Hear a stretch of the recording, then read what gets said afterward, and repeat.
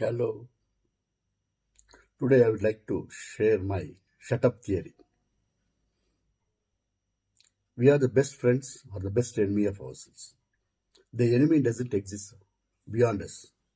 It exists within us, which is our mind, which always reminds us about our past failures or future endeavors. It always keeps us under the fear and anxiety. This is the way to keep us under the comfort zone.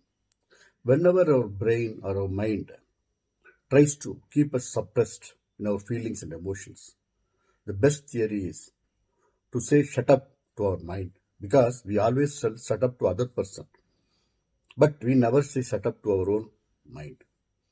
This here the problem exists.